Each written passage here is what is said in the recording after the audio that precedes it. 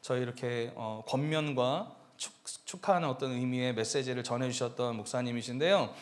안산 다드림교회에 우리 이태희 목사님 나오셔서 오늘 메시지 섬겨주실 때 여러분 박수로 좀 환영해 주시길 바랍니다. 할렐루야. 반갑습니다. 네, 잠시 기도하겠습니다. 하나님 감사합니다.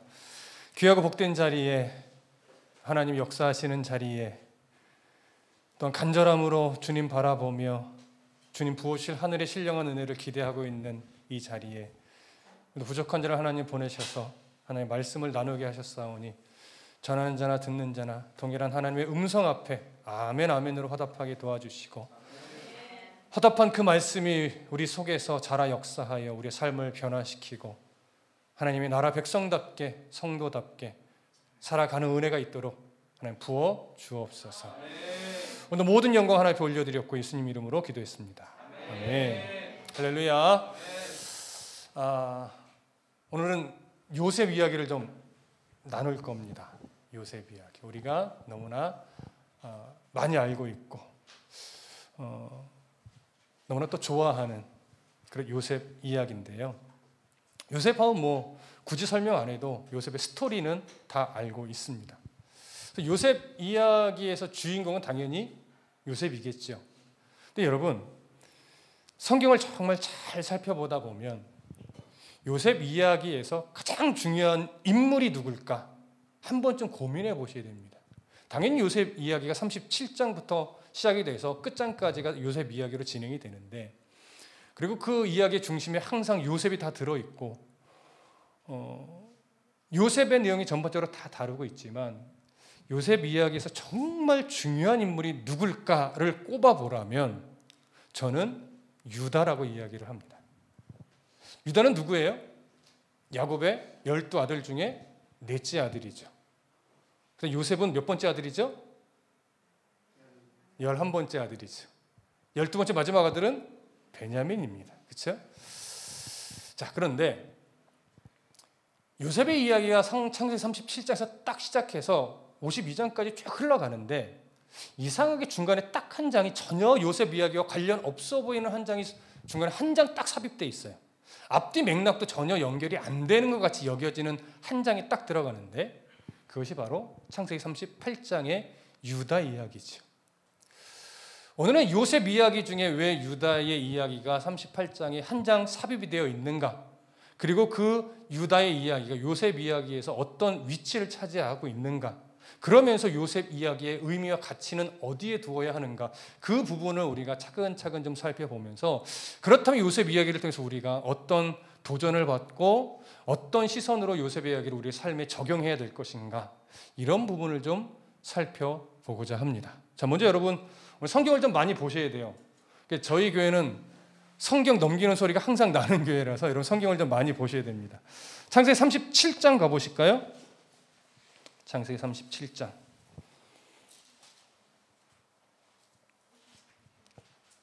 자, 창세기 37장 1절과 2절을 함께 읽어보시죠. 창세기 37장 1절과 2절 함께 읽습니다. 시작. 야곱이 가나안 땅 그의 아버지가 거류하던 땅에 거주하였으니 야곱의 족보는 이러하니라.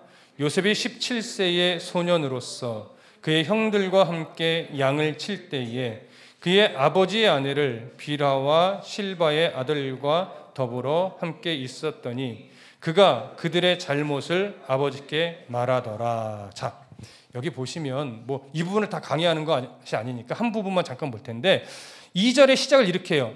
야곱의 족보는 이러하니라. 여러분이 저를 봐보세요.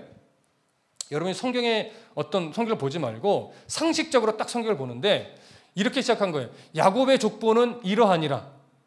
그럼 뒤에 어떻게 연결이 돼야지 상식적으로 맞을까요? 야곱의 족보는 이러하니라. 그러면 야곱의 아내는 누구누구고 큰아들 누구고 둘째 아들 누구고 쭉쭉쭉 그 족보가 나와야 되잖아요. 그래서 성경을 보면 족보 이야기를 안 해요. 어떻게 되어 있죠? 야곱의 족보는 이러하니라 요셉이 하면서 요셉 이야기로 넘어가요. 그러니까 여기서 야곱의 족보는 이러하니다 라고 할 때는요, 족보를 말하겠다는 게 아니에요. 야곱의 자손들 중에 정말 중요한 이야기를 할 테니 이제부터 잘 들으세요. 요셉이 이렇게 넘어가는 거예요. 그래서 성경이 지금 야곱의 이야기를 그러니까 야곱에 대해서 이미 앞에서 다 언급을 했죠. 그러고 나서 이제 야곱의 역사 속에서 정말 중요한 인물을 끄집어내서 그 이야기로 풀어가겠다는 거예요. 그것이 이제 요셉인 거예요. 근데 여러분, 요셉의 어릴 적의 이야기는 우리가 너무나 잘 알죠. 기본적으로 요셉이 어릴 때에 꿈을 몇 번 꾸죠? 2번을 꿔요. 볕단이 절하는 것, 뭐 별들이 막 있는 것. 근데 결국은 그 중심에 누가 있다는 얘기예요? 요셉 자기가 있다는 얘기죠. 근데 이 꿈은요, 아주 위험한 꿈이에요, 사실. 요셉이 그 꿈을 함부로 말했다간 진짜 철없이 형들한테 미움받을 만한 내용이죠. 근데 요셉이 그 어릴 적에 그 이야기를 분별하지도 못하고 형들한테 어떻게 얘기해요? 막 얘기해요. 이게 무슨 의미인지, 이걸 말할 때 내가 어떻게 형제들한테 비춰질지에 대한 고민이 전혀 없어요. 그러니까 어떻게 보면 순수한 거고 어떻게 보면 철이 없는 거고 지혜로운 게 아니에요. 철이 없어요. 그렇게 해서 형들한테 이야기했다가 형들의 미움을 받죠. 아버지의 편에도 거기까지 덧붙여지니까 형제들은 이 아들이, 그러니까 이 요셉이 미울 수밖에 없습니다. 자, 그래서 어느 날 이제 사건이 하나 터지는 거죠. 형들이 양을 치러 멀리 갔어요. 왜냐하면 근처에 꼴이 없으니까 이제 계절마다 멀리 찾아다녀요. 목동이니까. 그래서 멀리 갔고 아버지 야곱은 요셉에게 형들이 잘 양을 치고 있나 좀 보고 와라. 그래서 잘 아시다시피 형들을 찾아 이렇게 가다가 하나님께서 그 길 걸음을 인도하는데 멀리서 이제 동생 야곱이 오는 걸 형들이 보죠. 근데 형들이 모의를 꾸밉니다. 우리가 잘 알고 있다시피. 그래서 야, 얘 죽이자. 그렇지 않아도 미워 죽겠는데 얘 때문에 아버지의 편애를 받아서 맨날 우리만 이렇게 고생하는데 얘 그냥 우리 죽여버리자. 근데 누가 이걸 막죠? 유다가 막지 않죠. 르우벤이 막죠. 네. 첫째가 막아요. 마지가. 여러분, 왜 르우벤이 막았을까요? 르우벤은요, 아버지의 첫 비라와 사실은 근친상간의 잘못을 이미 벌였어요. 그래서 아버지한테 장자로서의 인정을 못 받고 있었어요. 그래서 다른 형제들이 죽이려 할 때 얘를 살려서 아버지한테 좀 잘 보여서 자기가 장자로서의 위치를 다시 좀 세워보고자 그런 의도로 요셉을 사랑해서가 아니고 그런 의도로 얘를 죽이지 말자라고 이제 바꿔요. 그래서 이제 구덩이에 던지게 되죠.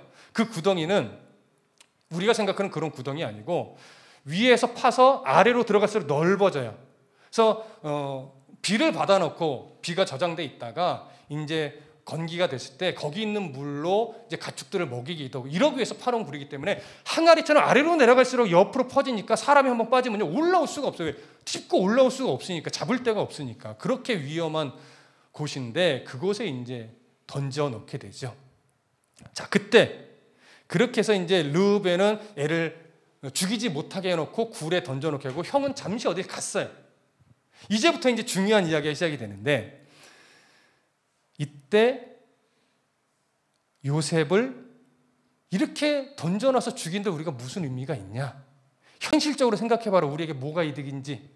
저기 멀리 보니까 지금 이스마엘 상인들이 지나가는데 저 상인들한테 돈 받고 팔아서 우리는 돈 얻고 그 다음에 얘는 어차피 끌려가면 이제 돌아올 수 없으니 짐승에 피를 묻혀서 죽었다고 아버지한테 이야기하자. 이렇게 하면서 진짜로 팔아버려요. 그래서 돈을 은전 그 노예 한 명의 값 정도 받고 동생 팔아버리고 돈을 뭐 나눴겠죠. n분의 1 했겠죠.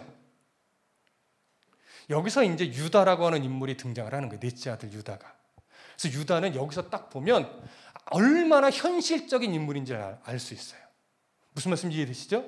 그렇게 요셉을 이스마엘 상인한테 파는데 가장 앞장섰던 인물이 바로 유다예요. 넷째 아들 유다.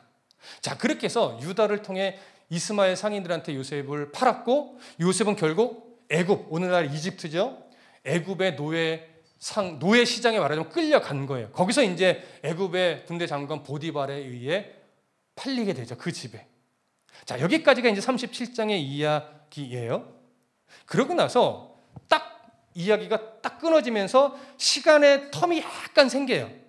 뭐 1년인지 2년인지 모르겠어요. 약간 텀이 생기고 38장이 넘어가서 이제 누구의 이야기로 딱 넘어가냐면 유다 이야기로 넘어가는 거예요. 자, 유다. 우리가 얼마나 현실적인 인물인지 봤어요? 유다가요. 이제 38장의 얘기는 이거예요. 형제들 중에 가장 먼저 독립을 해요. 그러니까 말하자면 이제 분가한 아버지 밑에 있지 않고 가나안 사람의 그 사람들의 문화, 사회 속으로 들어갔어요. 그래서 가나안 사람과 친구를 맺어요. 그래서 그 사람의 소개로 또 가나안 여자와 결혼을 해서 아들 셋을 낳았어요. 누구죠? 자, 성경에 봐볼까요?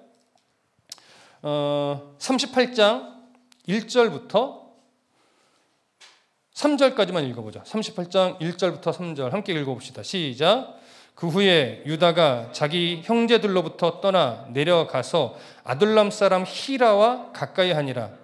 유다가 거기서 가나안 사람 수아라 하는 자의 딸을 보고 그를 데리고 동침하니 그가 임신하여 아들을 낳음에 유다가 그의 이름을 에리라 하니라. 4절. 그가 다시 임신하여 아들을 낳고 그의 이름을 오난이라 하고 그가 또 다시 아들을 낳고 그의 이름을 셀라라 하니라. 그가 셀라를 낳을 때 유다는 거십에 있었더라.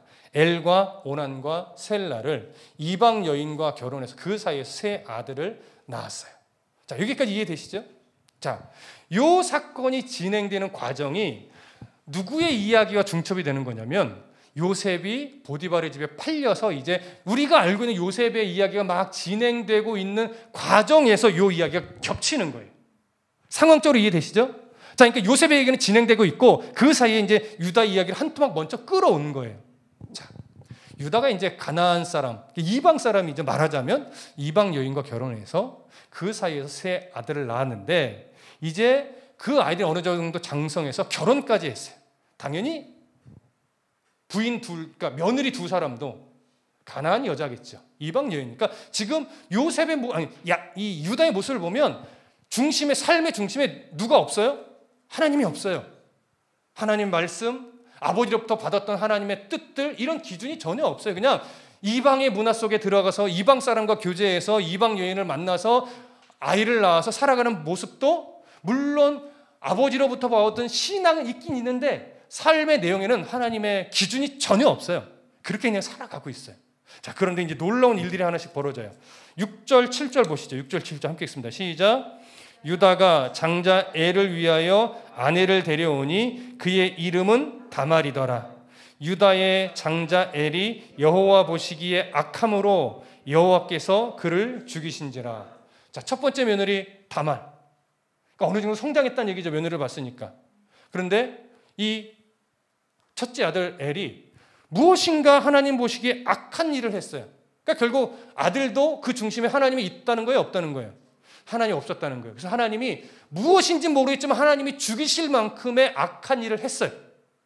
그러니까 자녀 교육도 믿음으로 하지 않은 거예요. 그래서 첫째 아들이 죽어요. 그 다음에 이제 우리가 또 잘 알고 있는 내용인데 성경 조금 더 보죠. 8절부터 10절까지 보시죠. 시작. 유다가 오난에게 이르되 네 형수에게로 들어가서 남편의 아우된 본분을 행하여 네 형을 위하여 씨가 있게 하라. 오난이 그 씨가 자기 것이 되지 않을 줄을 알므로 형수에게로 들어갔을 때에 그 형에게 씨를 주지 아니하려고 땅에 설정하매 그 일이 여호와 보시기에 악함으로 여호와께서 그도 죽이시니. 자, 여기는 왜 죽이시는지 이유가 나타나죠. 자, 이 내용을 이해하려면 아브라함 때부터 그 당시에 가지고 있던 하나님이 이 백성들이 주신 중요한 풍습 하나를 알아야 됩니다. 그것이 뭐냐면 고엘이라고 하는 풍습이에요. 고엘의 개념은 기본적으로 뭐냐면 대속이라는 의미예요. 무엇인가를 대신해 주는 거예요. 어려운 자, 힘든 자, 뭔가 문제가 있는 사람을 위해서 그 문제 해결해 위해서 대신해 주는 건데 그것이 세 가지의 법으로 이제 갈라져요. 첫 번째 뭐냐면 기업 물을 자예요. 기업 물을 자에 보면 뭐냐면 가까운 형제 중에 자기의 땅이 있어요. 기업 땅이 있는데 원래는 못 팔아요. 왜? 하나님이 주신 기업이기 때문에 영원히 팔 수 없어요. 그러나 어떤 일이 있으면 잠시는 팔 수 있어요. 하지만 신년이 되면 다 돌려줘야 되죠. 그래서 그렇게 땅을 어쩔 수 없이 팔았을 때 신년이 되지 않아도 가까운 친족이 대신 이 땅값을 물어주면 이 땅을 원래 주인에게 줘야 돼요. 나 팔기 싫어 이렇게 못해요. 그렇게 그 땅을 대신 사주는 것이 기업 물을 자예요. 기업 물을 자는 누구 이야기에 가장 잘 나오죠? 룻과 보아스 이야기에서 나오죠. 이것이 고엘 사상의 근거에서 나온 첫 번째 풍습이에요. 두 번째는 뭐냐? 동해보복법이라는 풍습이 있어요. 이게 우리가 쉽게 이렇게 알죠. 피에는 이에는 이, 눈에는 눈. 이거는요, 복수하라는 것이 아니고 기본적으로 누군가의 생명을 함부로 취했을 때는 그 사람의 생명으로 갚아야 된다, 이런 거예요. 그런데 이럴 때 법이 해결할 수 없는 상황에서는 법이 해결하기 전에 가까운 근친이요, 우리 가족에게 생명을 거둬간 자를 찾아가서 똑같이 생명을 취할 수 있는 법이에요. 근데 이거는 보복해라, 살인해라는 원래 그런 기준으로 한 것이 아니라 함부로 사람을 죽이지 못하게 하려는 이유로 나타난 거예요, 사실은. 이것도 고해 세상 중에 하나예요. 그 다음에 세 번째가 계대결혼법이에요. 계대결혼법은 뭐냐? 형제 중에 이제 누군가가 결혼을 했는데 아이가 없어요. 아이가 없이 죽으면 그 며느리는, 그 여인은 가장 불행한 삶을 살아요. 자녀가 없으니까. 그것도 아들이 없으면 더 그래요. 왜? 아들이 있어야 법적 보호를 받는데 아들이 없는 과부는요, 법적 보호를 못 받아요. 일도 할 수 없어요. 그러니까 정말 비참한 삶을 살아갈 수밖에 없거든요. 그때 그 여인이 비참한 삶을 살아가지 않게 하기 위해서 형제 중에 이제 동생이나 이런 분들이 동침을 해서 씨만 주는 거예요. 그렇게 해서 아들을 낳으면 그 아들은 그 사람의, 그 동생의 아들이 되는 것이 아니고 죽은 형의 아들이 돼요. 그렇게 해서 이 여인이 불행한 삶을 살아가지 않도록 아들을 낳아주는 이 법이 바로 계대결혼법이에요. 이것도 고해 사상에 입각해서 불행한 삶을 살지 않도록 도와주는 어떤 보호 장치가 되는 거죠.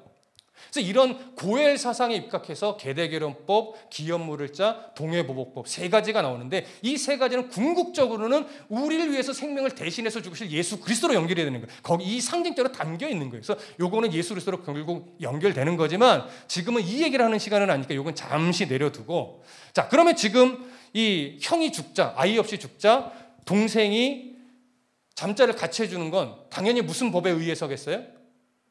계대결혼법에 의해서 해주는 거예요. 그런데 이제 문제가 있어요.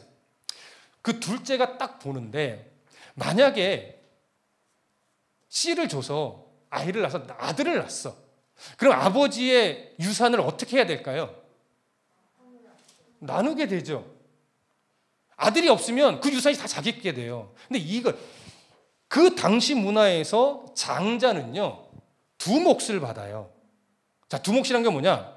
아들이 3명이면요, 아버지의 재산을 4등분하는 거예요. 그래서 장자가 2몫 가져가고 나머지는 1몫씩 가져가요. 2배가 아니라 그 몫이 달라지는 거예요. 5명이면 6등분을 해요. 하나를 더 등분하는 거예요. 그래서 2몫을 장자가 가져가는 거예요. 그런데 보세요. 지금 아들이 3이에요. 근데 형이 죽었어요. 그러면 아들이 없으면 이 아버지 재산을 몇 등분하게 돼요? 3등분 중에 2몫을 자기가 가져가요. 이거 엄청난 거죠. 그런데 아들을 낳게 해주면 4등분을 해서 자기에게 2몫이 오는 것이 아니고 자기는 1몫밖에 안 와요. 이게 차이가 엄청 크죠. 그래서 오늘 본문을 보면 이렇게 표현하고 있어요. 9절, 오난이 그 씨가 자기 것이 되지 않을 줄 알므로 형수에게 들어갔을 때 그의 형에게 씨를 주지 아니하라고 땅에 설정을 했다, 이 얘기예요. 무슨 말씀 이해되시죠? 그러니까 씨가 내 것이 되지 않는다는 것이 내 아들이 아니기 때문에 이런 의미가 아니라 그렇게 되면 나에게 돌아올 유산의 몫이 완전히 줄어드니까 그게 싫은 거예요. 그래서 자식을 안 줬어요. 자, 누구의 뜻을 거절한 거죠? 하나님의 뜻을 거절한 거예요. 그래서 하나님의 법을 따르지 않고 불순종했다라고 하는 이유로 이 둘째도 하나님이 죽여버리는 거예요. 어떻게 보면 인간적인 시선 뭐 이것 때문에 죽여 이럴 수 있지만 이건 지금 하나님의 법을 따르느냐 안 따르느냐의 아주 중요한 기준이기 때문에 이 당시에는 이 기준으로 하나님이 죽이신 거예요. 이걸 너무하지 않다 이런 차원으로 지금 보시면 안 되는 기준이에요. 자, 그렇게 해서 둘째까지 죽었어요. 몇 명 남았어요, 아들이? 하나 남았어요. 막내. 근데 이 막내는 아직 성인의 구실을 못해. 좀 어려요.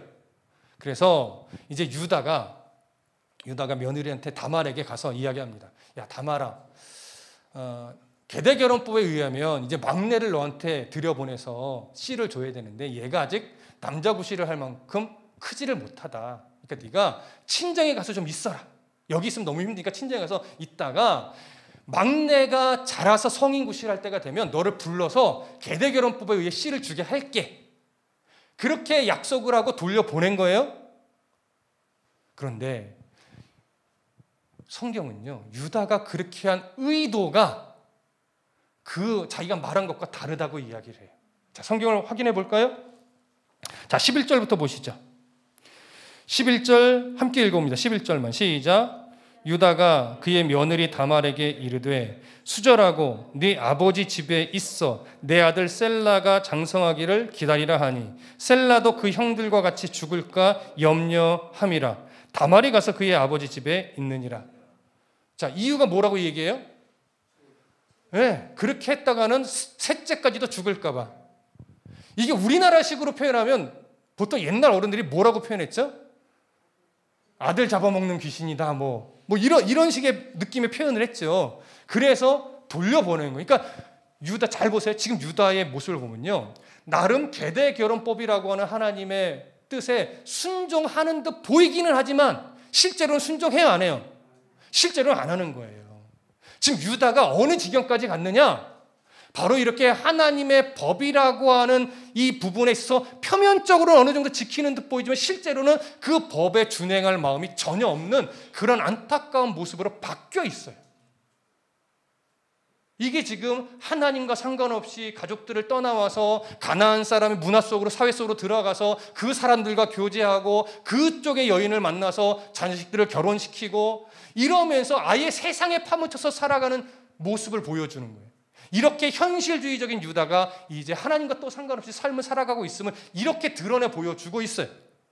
자, 그런데 이제 우리가 이해할 수 없는 장면으로 넘어갑니다. 정말 이해할 수 없는 어떤 장면이냐? 아직 성경 안 읽을게요. 그냥 제 얘기를 들어보세요. 시간이 조금 흘렀어요. 유다의 아내가 죽습니다. 그렇게 나이가 많은 때는 아니에요. 근데 아내가 죽어요. 애곡하는 기간, 대략 한 보름에서 한 달 정도 기간일 것으로 보는데, 애곡하는 기간을 지나고 나서 딱 그 무렵이 어느 때냐? 농사로 따지면 추수할 때 양을 치니까 양의 털을 깎는 시기예요. 그러니까 이때는 양의 털을 깎는 게 얼마나 중요하냐면요, 가축 주인이 안 깎아요. 양털 깎는 전문가에게 맡겨요. 왜냐?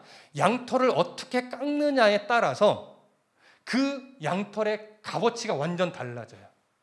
그래서 양털 깎는 전문가에게 양을 데리고 가서 그 양털 깎는 사람에게 양을 깎아서 이게 잘 깎으면 돈을 많이 벌 수가 있는 거예요. 그래서 이것을 농사로 보면 추수 때나 마찬가지예요. 그렇게 해서 이제 양털 깎는 자에게 자기 양들을 데리고 막 가요. 가다가 어느 마을에 딱 도달했을 때 유다가 이 소식을 들어요. 시아버지가 양털을 깎으러 간다. 근데 이 며느리 다말이요, 시아버지가 어느 경로를 거쳐서 양털 깎는 자에게 가는지를 다 알고 있는 거예요. 뭐 오랜 시간 같이 살아왔으니까 알겠죠, 당연히. 그래서 그 지나가는 마을에 이 며느리가 창녀로 변장을 하고 아버지가 지나가는 길목에 이렇게 기다립니다. 그런데 유다가 지나가다가 정말 며느리 다말을 보고, 며느리인지 못 알아봐요. 왜냐? 화장도 완전 다르게 했을 것이고 앞에 너울까지 써요. 그러니까 못 알아보는 거예요. 그래서 나와 잠자를 같이 해줄 수 있느냐? 그래서 실제로 잠자를 같이 하는데, 우리 유명하죠? 잠자를 같이 하기 전에 이 며느리 다말이, 창녀로 변장한 며느리 다말이 뭘 요구하죠? 담보물을 줘라. 근데 담보물 주라는 얘기는 이거예요. 내가 지금 너에게 줄 화대가 없으니 양털을 다 깎고 돌아올 때 그때 줄게. 내가 뭘로 그걸 믿습니까? 담보물을 주십시오. 그래서 족장의 표식인 3가지를 주죠. 뭐 허리띠라든가 지팡이라든가 이런 3가지 종류를 준 거예요. 그러면 내가 이걸 맡겨둘 테니 양털을 깎고 돌아오면 그때 염소로 너에게 화대를 줄게. 그때까지만 기다려다오. 그래서 진짜 잠자리를 같이 했어요. 그래서 양털을 깎고 돌아와서 마을에 갔을 때 없어요. 그래서 동네 사람한테 물어봤어요. 그랬더니 우리 동네는 창녀가 없습니다. 이 얘기를 하는 거예요. 이상하다. 그래서 똥 밟았나 이러면서 그냥 어쩔 수 없으니까 그래서 그냥 돌아갔어요. 그래서 몇 개월에 딱 지났는데 소식이 하나 들려와요. 잘 아시죠? 며느리 다말이 아이를 가졌다는 거예요. 그래서 유다가 결심을 해요. 이 나쁜 년! 그러면서 내가 당장 불태워 죽여야지. 당시 족장은요, 가정의 족장은 그 족 구성원들에 대한 생사 여탈권을 가지고 있어요. 죽일 수 있는 권한이 있었어요. 그래서 며느리 다말을 불러요. 누구의 아이냐? 묻고 확인하고 죽이려고. 그랬더니 제시하죠. 이 물건의 주인이 이 아이의 아빠입니다. 근데 그 물건을 보니까 딱 알죠. 내 거네. 그럼 그때 나와 잠자리 같이 한 여인이 며느리라는 거 알고, 그러고 나서 이상한 말을 하나 해요. 자, 창세기 38장 어디를 보시냐면 24절부터 보시죠. 24절부터 26절까지. 자, 함께 읽습니다. 24절부터 26절. 시작. 석 달쯤 후에 어떤 사람이 유다에게 일러 말하되 네 며느리 다말이 행음하였고 그 행음함으로 말미암아 임신하였느니라. 유다가 이르되 그를 끌어내어 불사르라. 여인이 끌려나갈 때에 사람을 보내어 시아버지에게 이르되 이 물건 임자로 말미암아 임신하였나이다. 청하건대 보소서. 이 도장과 그 끈과 지팡이가 누구의 것이니까 한지라. 유다가 그것을 알아보고 이르되 그는 나보다 옳도다. 내가 그를 내 아들 셀라에게 주지 아니하였음이로다 하고 다시는 그를 가까이 하지 아니하였더라. 자, 유다가 며느리에게 뭐라고 말해요? 그는 나보다 옳다. 여러분, 어떤 차원에서 옳다는 걸까요? 오해하면 아이를 못 낳을 때는 시아버지를 유혹해서라도 아이를 낳는 게 옳은 거구나, 이렇게 오해할 수 있죠. 그런 내용이 절대 아니에요. 자, 계대결혼법이라고 하는 것은 기본적으로는 가장 가까운 근친부터 순서가 가는 거예요. 큰 형이 죽었으면 둘째 아들, 둘째 아들도 안 되면 셋째 아들, 그러다가 가장 가까운 친척까지 가는데요. 친척까지 가요. 그래서 룻의 이야기도 보아스가 친척이에요. 형제가 아니에요. 근데 그 앞에 자기보다 우선순위가 있는 한 친척이 있었죠. 근데 그 친척은 포기했죠. 그래서 이제 보아스가 기업물을 자를 해줄 수 있었던 거예요. 그렇게 친척까지 가는 거예요. 그런데 지금 유다의 집안에는요, 셀라 외에는 가까운 친척이 없어요. 거기까지 가지 않는 거니까. 그러니까 모든 이 우선순위를 돌고 돌아서 다 없다. 그럼 마지막 책임이 누구일까요? 시아버지예요. 계대결혼법의 의무를 이행해야 될 마지막, 정말 근친으로 없고 없으면 그 마지막 책임이, 그 의무를 다 해줘야 될 사람은 시아버지인 거예요. 무슨 말씀 이해되세요? 그래서 그걸 알고 유다가 말하는 것이, 계대결혼법에 의해서 네가 나를 이렇게 변장을 하고 나와 동침을 한 것이구나. 하나님의 법을 지키는 시선으로 보니까 네가 나보다 옳다. 이 얘기를 하는 거예요. 이게 윤리도덕으로 말하는 것이 아니란 말이죠. 그래서 그 뒤에 무슨 말을 하냐면 그는 나보다 옳도다. 내가 그를 내 아들 셀라에게 주지 아니하였음이다. 그래서 이 편이 나오는 거예요. 이해되시죠? 그러면서 내가 하고 다시는 그를 가까이 하지 아니하였더라. 왜? 그 다음엔 다시 며느리와 잠자리할 이유가 없어요. 계대결혼법에 의해서 잠자리 같이 한 게 돼버린 거니까 그건 내가 준행을 해서 자녀가 생겼고, 그러니까 더 이상 가까이 하면 하나님의 법을 어기는 거죠. 그 다음에는. 무슨 말씀 이해되시죠? 자, 그러면 이제 이 잠자리의 의미는 이해됐는데 이 상황이 도대체 왜 여기에 들어간 거냐? 그게 중요하잖아요. 자, 우선 보시죠.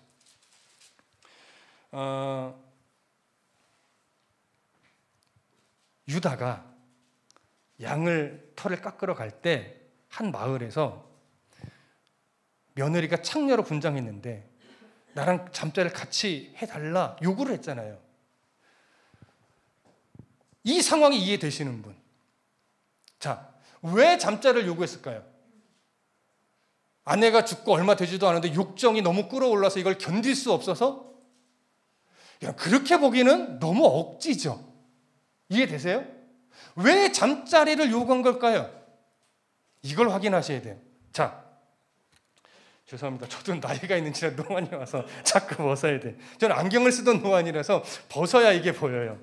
자, 14절 보시죠. 14절. 자, 함께 읽어봅니다. 시작. 그가 그 과부의 의복을 벗고 너울로 얼굴을 가리고 몸을 휩싸고 딥나 길곁 에나임 문에 앉으니, 여기 문이란 표현이 있죠. 문.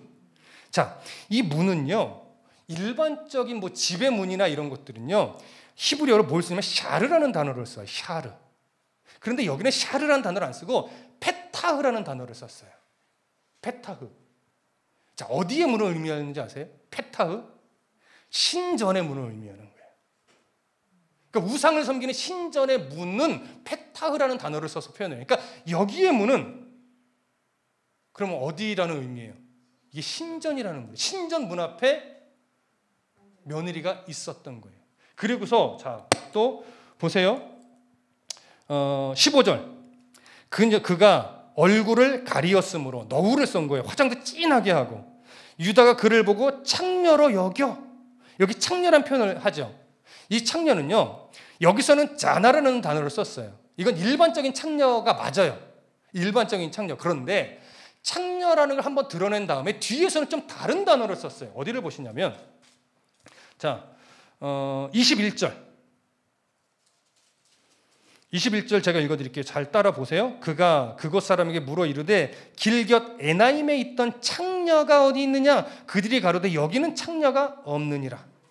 여기 창녀는요, 자나란 단어를 쓰지 않고 케데시아라는 단어를 썼어요. 케데시아는 어떤 창녀를 말하는 거냐면 신전 창기를 말하는 거예요. 신전 창기, 일반 창기가 아니고.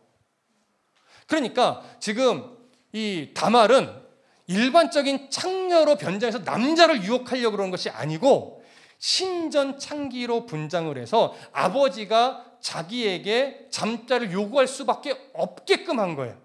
자, 이제 이게 무슨 말인지 설명드릴게요. 대부분의 당시 이방인들의 제사 문화에서 풍요를 기원하는 제사에는 언제나 남창과 여창과의 성행위가 무조건 동반됩니다. 이유가 뭔지 아세요? 여러분, 이 얘기를 들으면 정말 코웃음 칠 거예요. 이걸 믿어? 이렇게. 자, 기본적으로 풍요와 빠질 수 없는 건 뭐예요? 비예요, 비. 우리나라는 기우제가 있었죠. 그런데 이 당시에는요, 바알을 거의 주신으로 섬기던 시대였기 때문에 비를 기원할 때 그 비를 뭐라고 생각하냐면 바알의 정액이 비로 온다, 이런 생각을 갖고 있어요. 우리는 이해가 안 되죠. 그런데 바알이 정액을 땅에 비로 쏟으려면 뭘 해야 돼요? 성행위를 해야 돼요.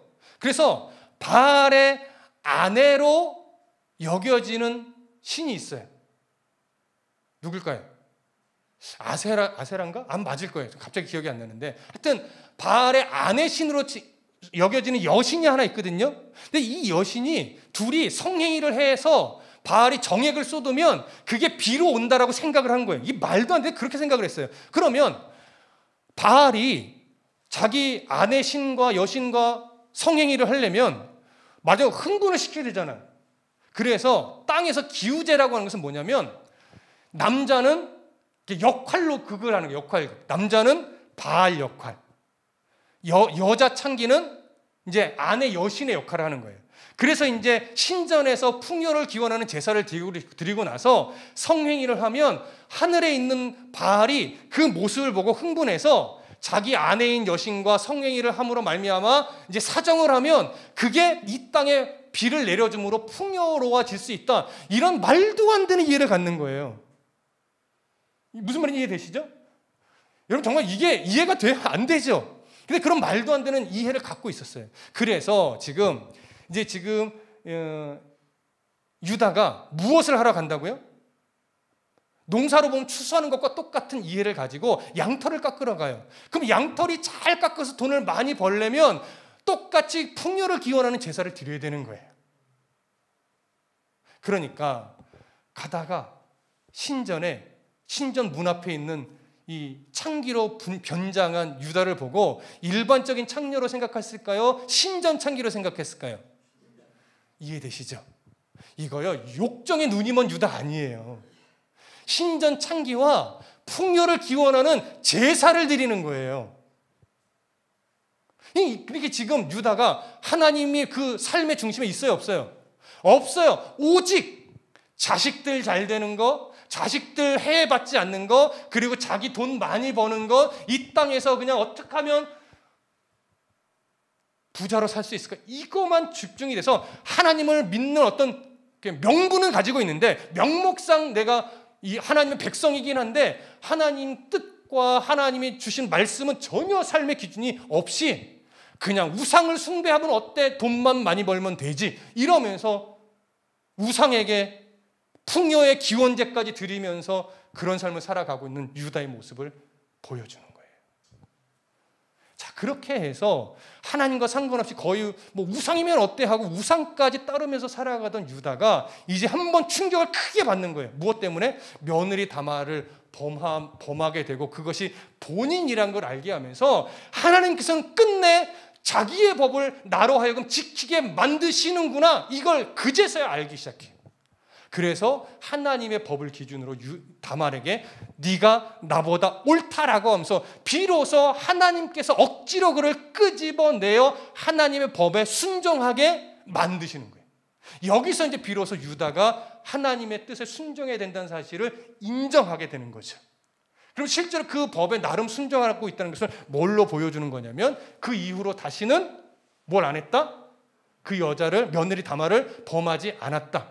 이건 하나님의 뜻에 순종하는 모습을 하나 보이는 거예요. 그러고 나서 그렇게 난 아들이, 자녀가 누구냐? 29절 보세요.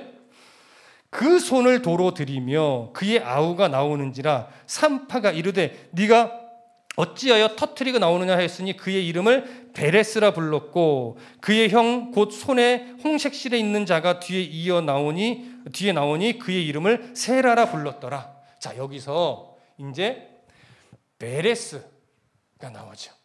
이런 베레스가 누구의 후손으로 쭉쭉 연결되냐면, 베레스의 후손에서 이제 우리가 잘 알고 있는 보아스의 계보로 연결이 되고요. 그 계보는 우리가 잘 알고 있는 다윗의 아버지 이새로 연결이 되고요. 그것이 이제 당연히 다윗으로 연결이 되겠죠. 그 다음에 그 다윗의 족보를 따라서 결국 족보는 궁극적으로 어디를 향해 가요?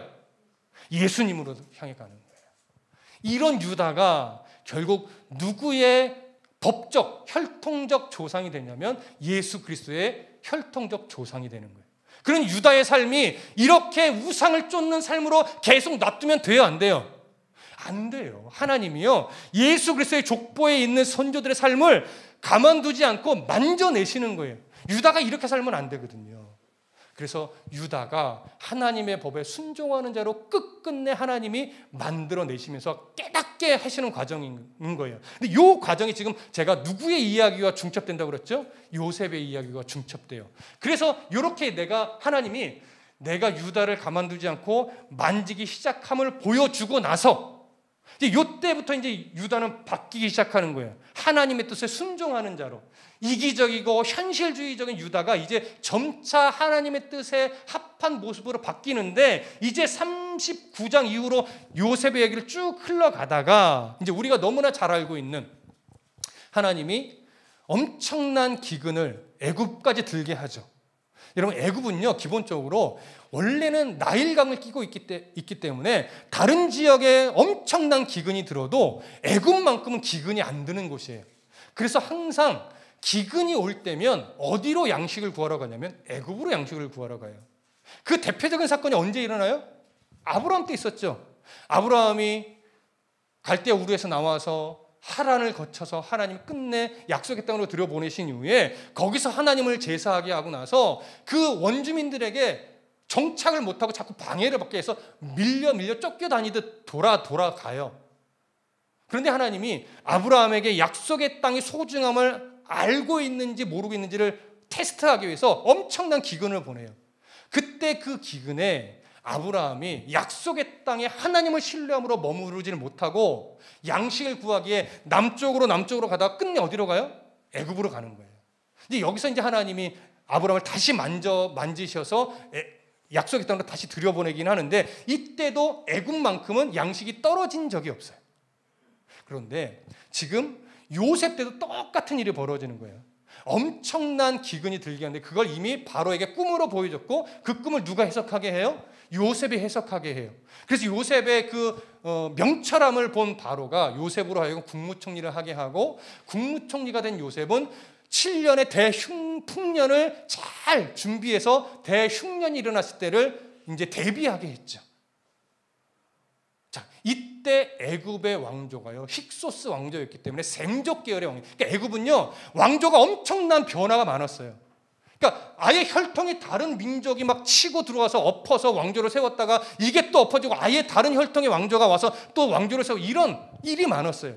그런데 요셉 때는요 힉소스 왕조가 셈족 계열의 이 왕조였기 때문에 요셉을 높일 수 있었던 거예요. 전혀 다른 왕조였으면 말도 안 되죠. 어떻게 노예를 이 국무총리를 올릴 수 있겠어요. 그러니까 그런 어떤 역사적 이유로 그나마 요셉이 노예였지만 국무총리까지 끌어올릴 수 있었던 거예요. 같은 셈족 계통의 사람이었기 때문에. 자, 그렇게 해서 요셉이 국무총리가 됐어요. 그러고 나서 시간이 좀 흐른 다음에 하나님이 그 기근 대풍년과 대흉년을 보내게 하시면서 결국 누구를 눈앞에서 목도하게 해요? 유다가 야 애굽에는 양식이 떨어진 적이 없고 다른 사람들도 이 기근을 나기 위해서 애굽에 가서 양식을 구하고 있다고 하니 너희도 좀 가서 양식을 구해야 알아. 조금 있으면 우리 양식 다 떨어져서 굶어 죽게 생겼다. 그렇게 해서 베냐민만 빼고 다른 형제들 10명의 형제들이 애굽으로 갔지요. 자, 요셉이 그 형제들을 보면서 요셉만 알아보고 통곡을 하고 이제 형제들을 테스트하기 시작하면서 뭐 한 명만 남겨둬라, 뭐 베냐민을 데리고 와라 이러면서 형제들 테스트하잖아요. 자, 그때 유다가요 그 상황 때마다 나타나서 내 목숨을 걸고 내 자식들을 걸 테니 아버지를 설득해서 베냐민을 데려가게 하고 또 이 베냐민이 못 돌아가면 우리 아버지가 죽으니 차라리 나를 남겨두시고 동생, 막내 동생만큼 데려가게 하십시오 라고 하면서 변화된 유다의 모습을 보여줘요. 오히려 자기를 담보로 삼고 나는 죽어도 되니 아버지는 안 된다, 나는 죽어도 되니 동생은 안 된다, 나를 붙잡아 두십시오, 뭐 이런 이야기를 해요. 여러분, 이전에 우리가 지금 앞에서 살펴봤던 유다였다면 이게 가능할까요? 요셉을 판 주동자예요. 아주 현실적이고 손해보는 것 있을 수 없고 어떻게 해서든지 부자가 되려고 하고 자기 아들 죽을까 봐 며느리까지 그냥 돌려보냈던 이런 성향의 사람이란 말이에요.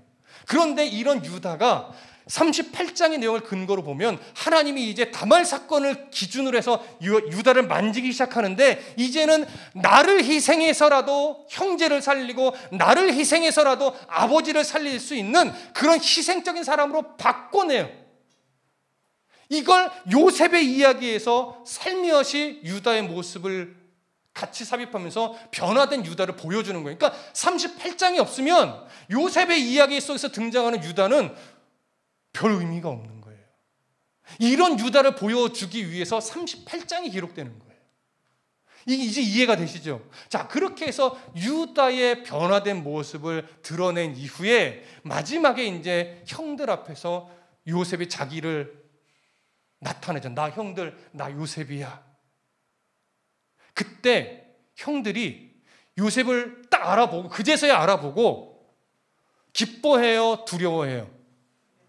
두려워해요. 왜요? 복수할까 봐. 이게 당연한 거죠. 자기들이 팔았으니까. 자기들이 죽이려고 했고 자기들이 팔았으니까 당연히 두려워하죠. 그때 요셉이 형들한테 하는 말이 오늘 본문에서 우리가 이야기 나눴던 45장의 말입니다. 45장 5절부터 8절까지 읽어봅니다. 이건 다 같이 읽을게요. 창세기 45장 5절부터 8절까지. 자, 찾으셨으면 함께 읽습니다. 창세기 45장 5절부터 8절까지 시작. 당신들이 나를 이곳에 팔았다고 해서 근심하지 마소서, 한탄하지 마소서. 하나님이 생명을 구원하시려고 나를 당신들보다 먼저 보내셨나이다. 이 땅에 2년 동안 흉년이 들었으나 아직 5년은 밭갈이도 못하고 추수도 못할지라. 하나님이 큰 구원으로 당신들의 생명을 보존하고 당신들의 후손을 세상에 두시려고 나를 당신들보다 먼저 보내셨나니 그런즉 나를 이리로 보낸 이는 당신들이 아니요 하나님이시라. 하나님이 나를 바로에게 아버지로 삼으시고 그 온 집의 주로 삼으시며 애굽 온 땅의 통치자로 삼으셨나이다. 아멘. 자, 잘 들으세요. 요셉이요, 자기가 형들에게 팔리고 노예의 삶을 살고 억울하게 누명 써서 감옥에 갇히고 그 다음에 너무나도 놀랍게 또 감옥에서 이 장관들의 꿈을 해석하게 하고 그러면서 바로의 꿈을 해석해서 이제 국무총리까지 되는 과정 속에서 왜 하나님이 나를 이렇게 끌고 오셨을까? 내가 뭘 잘못했다고. 형들에게 팔려 노예의 삶을 살았고 노예의 삶을 살 때도 내가 이 정조를 잃어버리지 않으려고 내가 그렇게 애를 쓰다가 누명 써서 감옥에까지 갇히고 감옥에서 그 모진 시간을 견뎌서 국무총리가까지 되긴 했지만 도대체 이게 무슨 의미일까? 이러다가요, 하나님이 자신의 인생을 이렇게 섭리하신 이유를 언제 발견하느냐? 형제들을 만나고 나서 깨닫는 거예요. 우리가 요셉에게서 가장 큰 오해는 뭐냐면 이런 명제예요. 꿈의 사람 요셉. 내가 겁나는 게 혹시나 우리 전도사님이 요셉을 이렇게 꿈의 사람, 꿈꾸는 사람 뭐 이렇게 설교했을까 봐 좀 겁이 나요. 그럼 좀 다르니까. 그러지 않으셨죠? 감사합니다. 자, 왜 제가 이런 말씀 드리냐면 여러분, 요셉이요, 어릴 때 꾼 2번의 꿈을 꾸고 나서 그가 노예로 팔리는 과정 속에서 결국은 신앙은 지켜냈어요. 그럼 요셉이 그 과정 속에서 어릴 때 하나님이 주신 꿈을 기억하면서 그래, 하나님이 언제가 그 꿈을 이루시겠지, 그러려면 내가 이 고난의 순간도 이겨내야 돼, 견뎌내야 돼서 그 꿈을 계속 기억하고 있지 않았을까요? 그 꿈을 기억하고 그 꿈을 이루실 하나님을 소망하면서 견딘 걸까요? 여러분, 그건 넌센스예요. 여러분, 그렇지 않아요. 요셉이요,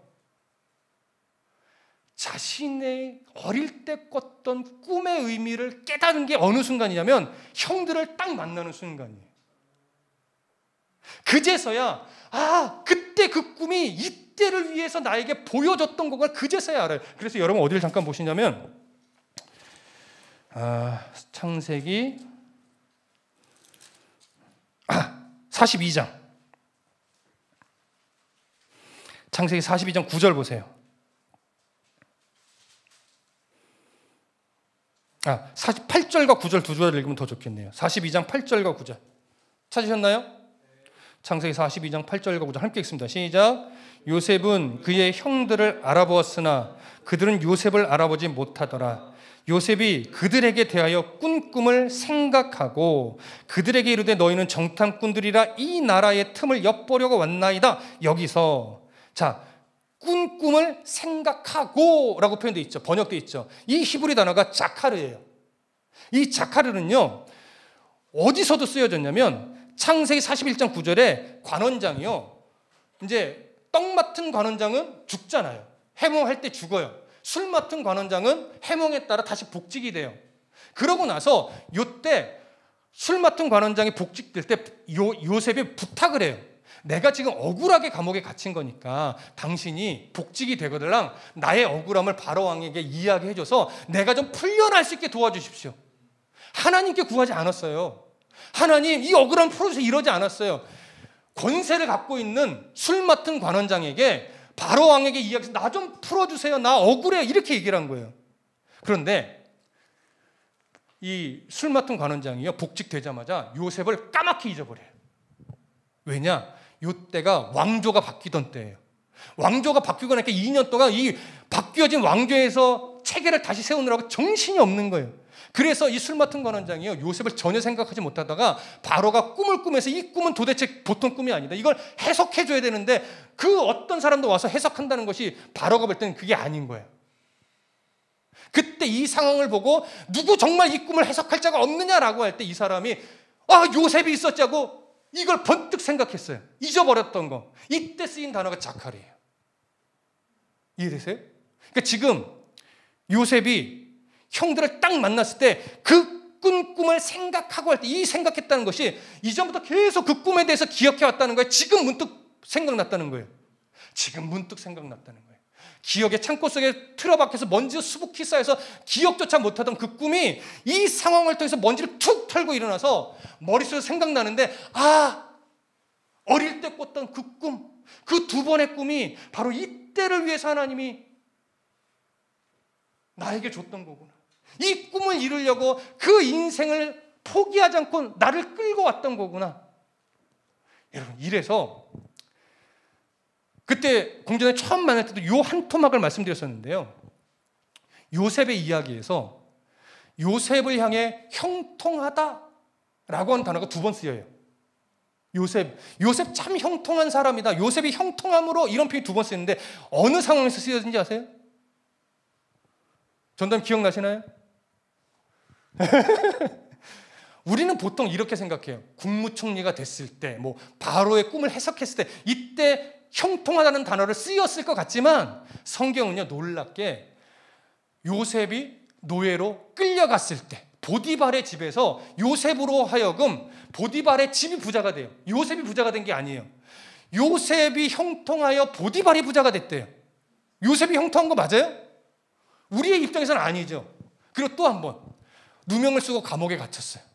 그런데 감옥에서도 일을 잘하니까 감옥의 간수장이 보디발을 요셉으로 하여금 그냥 말하자면 반장을 시켰어요. 감옥 안에서. 그래서 형통하대, 요셉으로 하여금. 여러분, 그게 형통한 거예요? 여러분, 이런 요셉의 형통을 받고 싶으신 분, 노예로 끌려갈지어다. 이런 복 받고 싶으신 분, 억울하게 누명 쓰고 감옥에 갇힐지어다.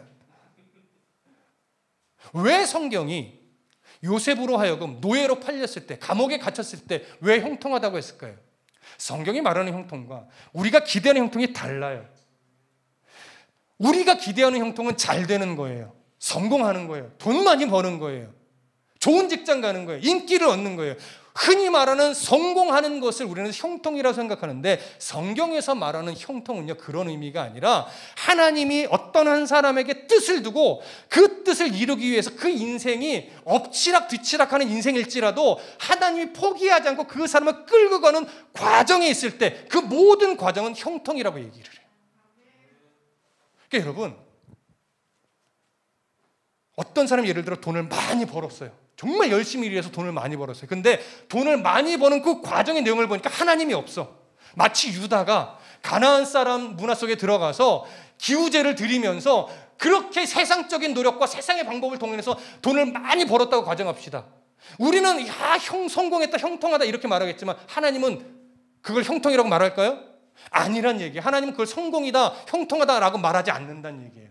그런데 우리 인생을 살면서 여러분, 저도 이제 한 52년 정도 살았지만 우리 뭐 장로님, 권사님에 비하면 정말 얼마 안 되는 인생이지만 이 짧으면 짧고 긴 인생을 살아오는 동안 여러분, 모든 인생이 다 좋은 일만 보이고 맨날 성경만 갖고 씨름한다고 해서 제 안에 막 기쁜 일만 있고 행복한 일만 있을까요? 그렇지 않단 말이에요. 저도 이제 개척을 하고 12년 차 들어가서 이제야 조금 재정 자립하고 있는 교회예요. 아직도 상가교회 월세 내는 교회에서 목회를 해요. 그런데 보십시오. 그 별의별 일들이 우리 안에 많이 일어나고 성도들의 삶에도 수많은 굴곡진 인생들이 막 있는데 둘 중에 하나예요, 대부분 다. 그런 상황에도 불구하고 말씀에서 하나님을 만나서 그 하나님을 신뢰함으로 어떻게 해서든지 하나님을 닮아가는 인생을 살려고 몸부림치느냐, 아니면 하나님을 믿는다고는 하지만 여전히 성공을 위해서 내 방법 쓰고 내 욕심껏 살아내면서 하나님을 믿는다 하지만 정말 삶의 내용에서 하나님이 전혀 없어서 돈은 좀 버는 사람, 누가 더 형통할까요? 여러분, 성경은 돈을 많이 번 사람이 아니에요. 어떤 인생의 흔적이 있든지 간에 하나님의 손에 붙들리기 위해서, 하나님이 이끄시는 대로 내가 절망하지 않고 순종하기 위해서 오늘도 끊임없이 말씀에 무릎을 꿇고 기도하며 찬송하며 예배하며 하나님이 기뻐하시는 삶을 살아내려고 몸부림치는 그 사람, 그래서 하나님이 끌고 가는 역사 속에 그 현장에 딱 서서 우직하게 한 걸음씩 가는 사람, 이 사람을 형통한 사람이라고 말해요. 그래서 저는 여러분들을 축복할 때 성공하십시오 이렇게 축복하고 싶지 않아요. 형통한 인생을 사십시오.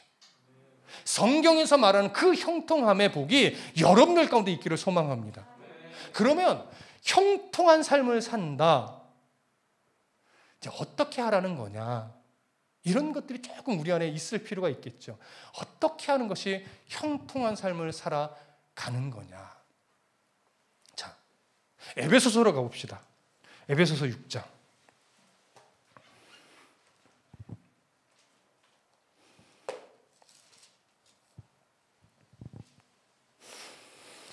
에베소서 6장 10절부터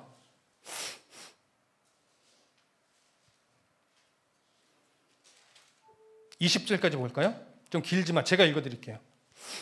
자, 에베소서 6장 10절부터 20절까지. 자, 눈으로 따라 읽으세요. 끝으로 너희가 주 안에서와 그의 힘의 능력으로 강건하여지고 마귀의 간계를 능히 대적하기 위하여 하나님의 전신갑주를 입으라. 우리의 씨름은 혈과 육을 상대하는 것이 아니요 통치자들과 권세들과 이 어둠의 세상 주관자들과 하늘에 있는 악의 영들을 상대함이라. 그러므로 하나님의 전신갑주를 취하라. 이는 악한 날에 너희가 능히 대적하고 모든 일을 행한 후에 서기 위함이라. 그런즉 서서 진리로 너희 허리띠를 띠고 의의 호심경을 붙이고 평안의 복음이 준비한 것으로 신을 신고 모든 것 위에 믿음의 방패를 가지고 이로써 능히 악한 자의 모든 불화살을 소멸하고 구원의 투구와 성령의 검 곧 하나님 말씀을 가지라. 모든 기도와 간구를 하되 항상 성령 안에서 기도하고 이를 위하여 깨어 구하기를 항상 힘쓰며 여러 성도를 위하여 구하라. 또 나를 위하여 구할 것은 내게 말씀을 주사 나로 입을 열어 복음의 비밀을 담대히 알리게 하옵소서 할 것이니 이 일을 위하여 내가 쇠사슬의 메인 사신이 된 것은 나로 이 일에 당연히 할 말을 담대히 하게 하려 하심이라. 자, 여기서 우리가 너무나 잘 알고 있는 이 하나님의 전신갑주를 취하는 것, 구원의 투구를 쓰는 것, 의의 호심경을 붙이는 것, 말씀의 검을 잡는 것. 자, 여기서 취하라, 가지라, 뭐 이런 단어들 있죠. 이게 헬라어로 이제 동사들인데, 이 동사들을 보면 우리가 어떤 결심을 하냐면, 그래, 내가 오늘도 전신갑주를 취하며 살아야지. 그래서 날마다 전신갑주를 막 취하는 이 노력, 전신갑주를 취하기에 날마다 막 성경을 묵상하고 기도하고 막 이래야 될 것 같아요. 근데 잘 들으세요. 성경에서 히브리어도 마찬가지고 헬라어도 마찬가지고요. 동사의 용법을 이제 문법적으로 막 해석을 하잖아요. 번역을 하기 위해 해석하잖아요. 그때 아주 중요한 시선이 두 가지가 있는데, 이 동사가 말하자면 뭐 현재형이냐 완료형이냐 과거 분사냐 과거 완료 뭐 이런 식의 용법인데, 그 용법들을 왜 우리가 분류해서 보냐면 두 가지를 이해하려고 그러는 거예요. 첫 번째, 이 동사가 계속적이고 반복적인 용법으로 쓰여지는 거냐, 아니면 일회성, 단회적인 용법으로 쓰여지는 거냐, 이걸 구분하기 위해서 보는 이유가 많아요. 그러면 여러분 생각해 보세요. 전신갑주를 취하라, 뭐 말씀의 검을 가지라, 계속적이고 반복적인 문법적 용법으로 썼을까요? 단회적, 일회성의 용법으로 쓰여졌을까요? 계속 반복일 것 같아요? 단회성인 것 같아요? 반복? 그렇죠. 우리는 그렇게 여겨져요. 저도 그렇게 생각했어요. 그런데 이상하게 헬라 문법을 보면요, 이게 계속 반복적 용법이 아니에요. 단회적 용법이에요.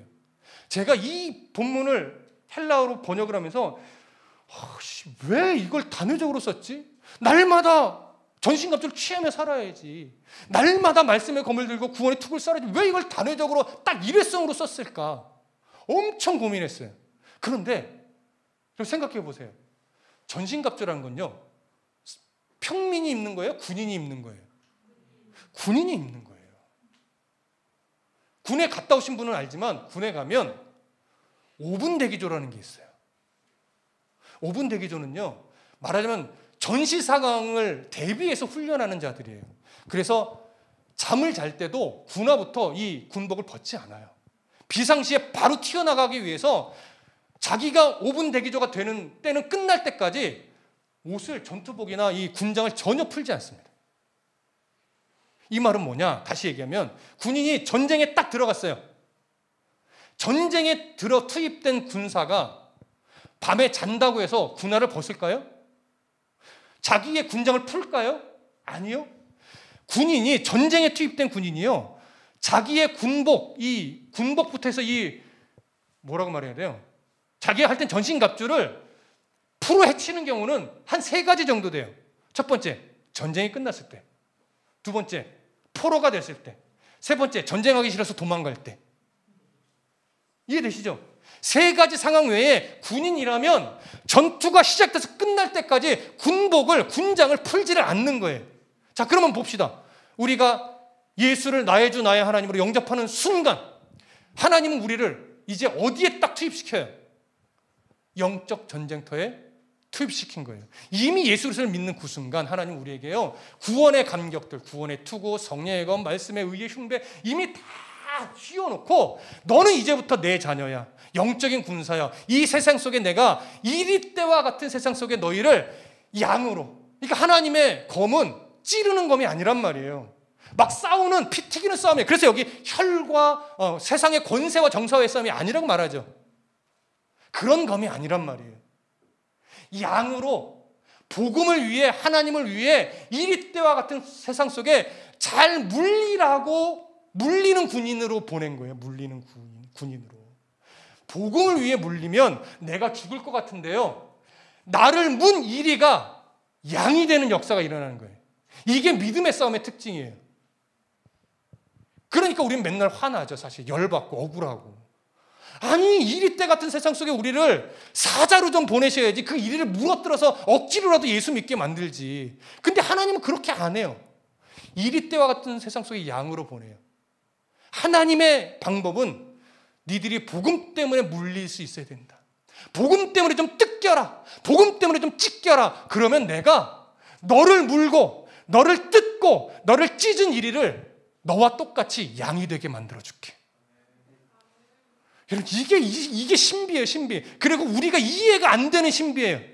이거는 경험해 보지 않으면 이렇게 할 수가 없어요. 그 이리 때와 같은 세상 속에 사자로 갔다가 다시 양이 되어서 수많은 이방 사람들에게 물리고 뜯기면서 복음을 증거한 사람이 누구예요? 그게 사도 바울이에요. 여러분 아시잖아요. 다메섹 도상에서 부활의 예수님 만나기 전까지 그는요 사자가 되어야 되는 줄 알고 이 기독교 예수 믿는 자들 어떻게든지 잡아 죽이는 일에 앞장서고 그 불씨가 스데반을 죽이는 일에서 가장 앞에 있다가 그게 내 사명이지 기독교인을 다 죽여야지 이렇게 해서 막 권세까지 얻어서 막 달려가던 사람인데 예수님이 그를 아예 꺾어 놓으시니까 그리고 이방인을 위한 사도로 딱 불러 세우니까 그가요 평생을 40에 하나 감한매를 몇 차례 맞고 때로는 거의 죽은 줄 알았다가 1차 전도여행 때는 더베 그쪽에서 아마 죽었죠. 학자들 중에 사실 죽은 거다 이렇게 말하기도 해요. 그런데 죽었다가 다시 살아나서 어떻게 해요? 여전히 또 복음을 전하러 이방 땅으로 가요. 그래서 바울이 그런 숱한 세파를 거친 이후에 이런 고백을 했어요. 자, 내가 앞에 한 소절하면 여러분 따라 하실 수 있을 거예요. 내게 능력 주시는 자 안에서 뭐라고요? 여러분 많이 좋아하는 말씀이죠. 근데 우리는 이 구절을 정말 오해해요. 내게 능력 주시는 자에서 내가 모든 것을 할 수 있느라니까 어디에 자꾸 포커스를 맞추냐면 할 수 있다. I can do it. 예수만 있으면 못 해낼 게 없어. 도전해봐. 막 이렇게 가는 거예요. 믿음의 도전 막. 그런데 여러분 우리가 왜 제가 이 구절을 오해하고 있다고 말하냐면 내게 능력 주시는 자 안에서 어디 말씀일까요? 빌립보서 말씀인가요? 4장이죠? 한번 찾아볼까요? 아마 맞을 것 같아요. 빌립보서 에피골 그렇죠. 빌립보서 4장 22절인가? 13절 죄송합니다. 목사가 이거 9절도 못 외우고 있고 자 4장 13절 함께 읽어볼게요. 시작. 내게 능력 주시는 자 안에서 내가 모든 것을 할 수 있느니라. 이걸 I can do it으로 봐도 사실은 문제 없어요. 그런데 이 13절을 말할 때 이미 앞에를 좀 보세요. 앞에 10절부터 보시면 내가 주 안에서 크게 기뻐함은 너희가 나를 생각하던 것이 이제 다시 싹이 나미니 너희가 또한 이를 위하여 생각은 하였으나 기회가 없었느니라. 내가 궁핍함으로 말하는 것이 아니니라. 어떠한 형편에서든지 나는 뭘 배웠어요? 자족하는 법을 배웠어요. 12절 나는 비천에 처할 줄도 알고 풍부에 처할 줄도 알아. 모든 일 곧 배부름과 배고픔과 풍부와 궁핍에도 처하는 줄 아는 일체의 뭘 배웠어요? 비결을 배웠어요. 이런 과정을 거쳤기 때문에 경험했기 때문에 이제 뭘 고백하냐면 내게 능력 주시는 자 안에서 내가 모든 것을 할 수 있느니라. 이제 보세요. 앞에 문맥과 비교하면 이거 I can do it이 아니에요. 내가 풍부에도 비천에도 높음에도 낮음에도 죽을 뻔한 위기도 거치는 이 성령과 동행하며 수차례 하나님이 이끌어 가시는 이 섭리를 경험하고 나니까 이제 내게 그렇게 이끌어 가신 주님의 능력 안에만 있다면 나는 어떤 상황이 내게 몰려올지라도 나는 견디어낼 각오가 되어 있습니다. 이 고백이에요. 그래서 모든 것을 할 수 있느니라를 헬라어로 보면요 이런 의미도 있기는 있지만 동일하게 그 안에 어떤 의미도 함께 그 단어에 들어있냐면 견디어내다, 이런 의미도 있어요. 저는 할 수 있느냐로 번역을 안 해요. 이건 앞에 문맥을 보면 할 수 있느냐가 아니에요.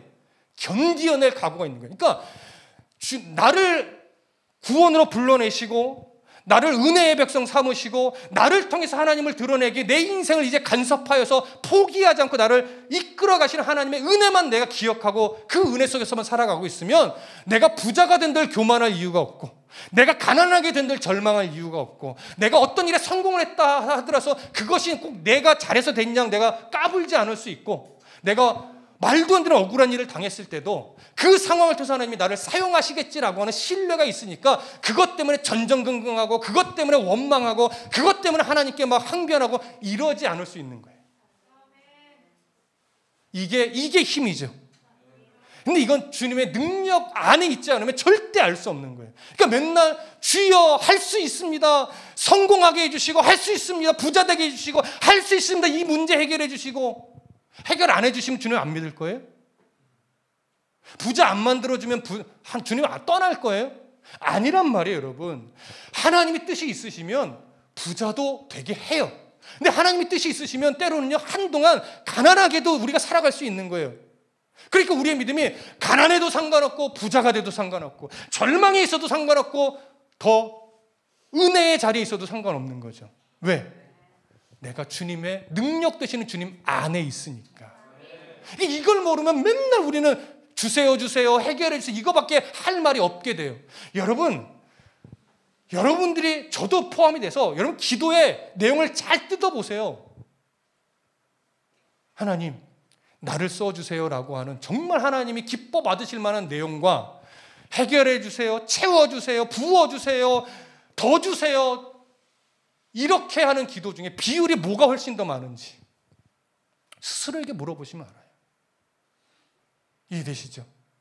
내게 능력 주시는 주님 안에 있으면 내 인생이 어떠한 모습으로 가든지, 요셉처럼 억울하게 누명 쓰고 감옥에 갇히든지, 또 이것이 잘 풀려서 국무총리가 되든지 아무 상관없는 거예요. 나를 통해서 뭐만 드러나면 되니까, 하나님만 드러나면 되니까. 그래서 이제 결론 잘 들으세요. 요셉의 이야기에서 요셉이 국무총리가 된 것은 중요해요, 중요하지 않아요? 별로 중요하지 않아요. 그거 아무것도 아니에요. 성경은요, 요셉이 끝끝내 그러한 노예로 팔렸다가 감옥에 갇히는 그 과정을 거쳐서 끝내 하나님이 국무총리를 세웠다, 여기에 아무런 관심이 없어요. 하나님의 관심은 국무총리가 아니라요, 그를 국무총리가 되게 해서 생명을 살리는 데 관심이 있는 거예요. 성경은 야곱의 가정을 살리는 거죠. 그것은 넓게 보면 야곱의 가정인 거예요. 그런데 이걸 깊이 보면 결국 누구의 가정을 살리기 위함일까요? 유다의 가문이에요. 유다의 가문. 왜요? 그렇죠. 유다의 족보가 예수 그리스도로 가야 되는 족보거든요. 그래서 자기 역할이라는 게 있는 거예요. 그래서 요셉이 국무총리가 된 것은 야곱의 가문, 특히 유다의 가문을 살려서 그 가문이 예수 그리스도의 족보로 이어지게 하는 그 일을 위해서 요셉이 역사가 의미가 있는 것이고, 유다는요, 그 요셉이 그러한 과정을 거쳐서 국무총리가 되기까지 하나님은 유다를 가만두지 않고 다말의 사건을, 그러니까 이건 유다의 어리석음 때문에 여기까지 온 거지만 그러한 과정 속에서 하나님이 끝내 포기하지 않고 유다를 하나님의 사람으로 바꿔놓으신 거예요. 그 증거가 요셉 이야기 안에 담겨 있는 거죠. 그러니까 요셉을 보면서 막 꿈의 사람, 우리도 요셉처럼 막 견디면 국무총리가 될 수 있다, 청소년 여러분 요셉처럼 꿈을 꾸십시오, 이거 넌센스라는 거예요. 요셉은 꿈의 사람이 아니에요. 하나님이 꿈을 주고 하나님께서 끝내 자신의 꿈을 요셉을 통해서 이루신 일이지, 요셉이 막 꿈을 꾸고 막 소망을 두고 준비하고 인생을 가꿔서 이런 게 절대 아니라는 거예요. 그러니까 여러분, 저나 여러분들이나 모두가 형통한 사람이 맞습니다. 왜냐? 이미 예수 그리스도로 인하여 우리는 주님을 나의 주 나의 하나님으로 영접했고, 하나님 우리 아버지시고 예수 그리스도가 우리의 주인이에요. 그래 놀랍게 성경은 하나님은 자기 자녀를 실수로라도 잃어버리거나 떨어뜨리지 않는 하나님이라고 얘기해요. 우리는 그런 하나님을 믿는 거예요. 그래서 그런 하나님이 이제 우리를 자녀 삼으셨으면 주님 만날 그때까지 우리는요, 하나님의 이끌어 가시는 섭리 안에 있어요. 자, 그래서 내가 자꾸 교만을 떨고 내가 자꾸 어리석고 내가 자꾸 욕심을 부려서 자꾸 견나갈 수 있잖아요. 근데 하나님의 섭리는 뭐냐면 견나가 괜찮아. 내가 너 돌이킬 거야. 이렇게 되는 거예요.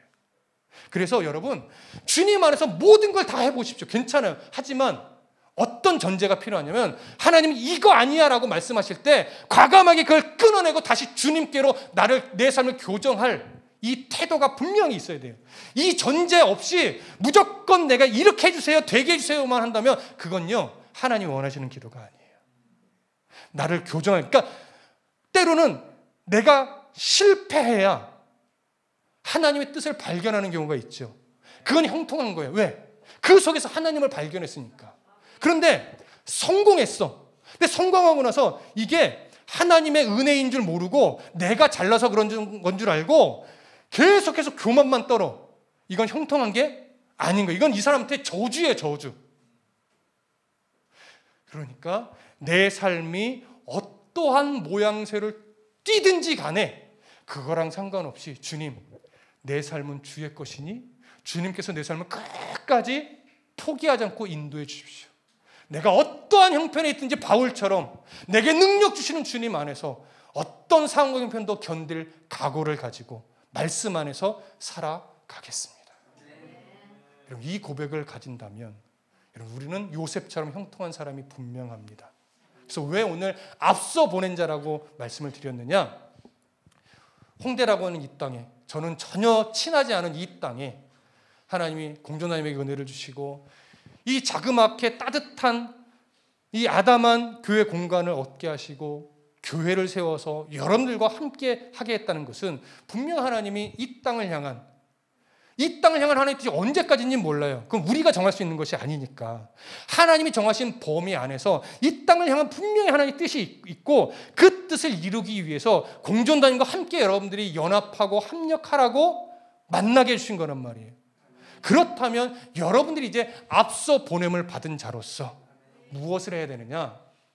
여러분, 무브먼트도 중요하지만 무브먼트의 출발점은 언제나 하나님의 말씀이어야 됩니다.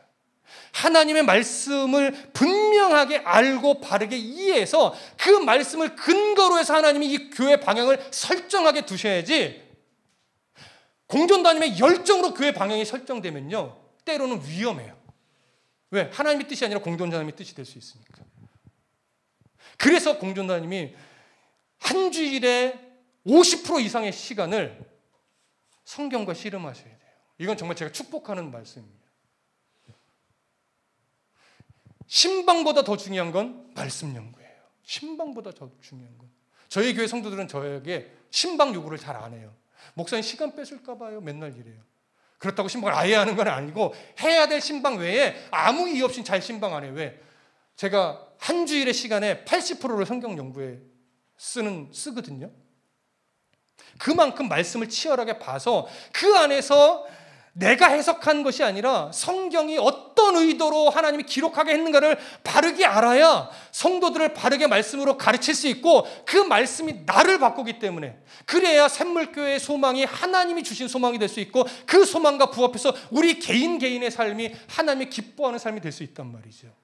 그럴 때 샘물교회는 이정표로서, 이 세상의 이정표로서 하나님을 드러내는 이정표 역할을 할 수 있는 거예요. 목사님의, 전도님의 목회가 하나님을 드러나는 이정표로서의 그 사역을 감당해야 되고, 그와 함께 삶을 살아가는 여러분들이 이제 이정표로서 내 삶을 통해 누가 드러나야 돼요? 하나님이 드러나야 돼요. 그게 이정표 역할이에요. 그러니까 이정표를 자꾸 금으로 만들려고 하지 마세요. 이정표를 금으로 아무리 만들어도 방향이 엉뚱한 데 지시하고 있으면 그 이정표로서의 의미가 없는 거예요. 그런데 이정표가요, 아무리 폭풍에 찌그러지고 비바람 새파에 막 때가 묻어도 그 이정표가 방향만 제대로 지향하고 있으면 그 이정표는 자기 역할의 최고의 이정표인 거예요, 여러분. 상하는 거, 찢기는 거, 때 묻는 거, 그거 염려하지 마시고 내 삶이 정말 주님을 향하여 주님이 원하심의 바른 이정표의 역할의 방향을 제대로 지시하고 있는가? 이걸 고민하셔야 돼요. 샘물교회가 얼마나 성도가 많이 늘어날까, 이걸 고민할 것이 아니라 샘물교회가 정말 하나님의 원하시는 그쪽을 향해서 이정표를 바르게 지향하고 있는가, 이걸 끊임없이 고민하고 점검하셔야 돼요. 그러면 샘물교회는 이곳에 하나님이 세우신 이유를 끝까지 붙잡고 건강한 교회로 세워질 수 있을 것이고, 여러분들 또한 그렇게 건강한 성도로 삶을 살아갈 수 있을 겁니다. 그러한 은혜가 있기를 간절히 소망하고 축복합니다. 기도하겠습니다. 사랑이 많으신 하나님, 이 홍대 이 땅에 앞서 보냄을 받은 홍대 샘물교회 공두환 전도사님, 또 우리 장로님, 권사님, 우리 성도들 기억하시고 이들을 앞서 보낸 이유가 무엇인지를 하나님께서 말씀하여 주시고 가슴 깊이 깨닫게 하시며 그 모든 출발점이 하나님의 말씀이 될 수 있도록 도와주시옵소서. 하나님께서 이루실 그 역사를 기대하며 우리가 그 섭리에 붙들려 순종하며 살아간다면 우리 모두 형통한 자로서 합력하여 선을 이룰 줄로 믿습니다. 그 역사를 부으실 하나님 앞에 감사하옵고 살아계신 우리 주 예수 그리스도의 이름으로 기도했습니다. 아멘.